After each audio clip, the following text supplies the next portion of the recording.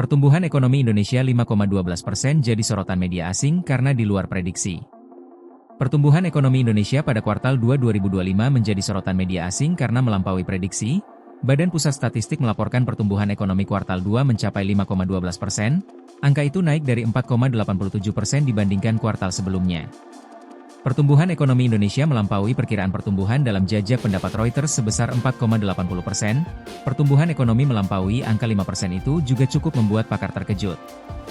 Pertumbuhan PDB mencatat kejutan positif pada kuartal kedua dibandingkan dengan ekspektasi kami. Dengan selisih tersebut kemungkinan disebabkan oleh neraca ekspor neto yang mendukung akibat front loading, kata ekonom Bank DBS, Radhika Rao, dikutip dari Reuters, Rabu 6 Agustus 2025. Laju pertumbuhan tersebut seperti menentang kekhawatiran atas melemahnya indikator ekonomi, termasuk penurunan penjualan mobil, melemahnya konsumsi dan kontraksi indeks manajer pembelian yang mengindikasikan perlambatan aktivitas ekonomi.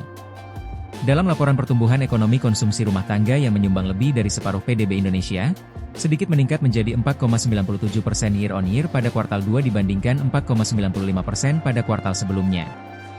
Pertumbuhan itu didukung oleh pengeluaran yang lebih tinggi untuk makanan dan perjalanan selama sejumlah hari raya keagamaan dan liburan sekolah.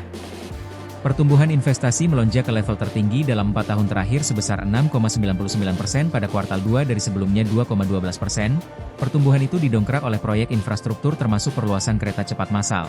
Sementara belanja pemerintah tercatat mengalami kontraksi tahunan 0,33%. Dalam laporan pertumbuhan ekonomi konsumsi rumah tangga yang menyumbang lebih dari separuh PDB Indonesia, sedikit meningkat menjadi 4,97% year-on-year pada kuartal 2 dibandingkan 4,95% pada kuartal sebelumnya. Pertumbuhan itu didukung oleh pengeluaran yang lebih tinggi untuk makanan dan perjalanan selama sejumlah hari raya keagamaan dan liburan sekolah.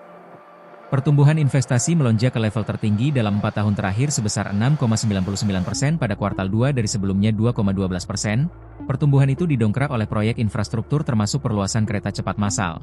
Sementara belanja pemerintah tercatat mengalami kontraksi tahunan 0,33%.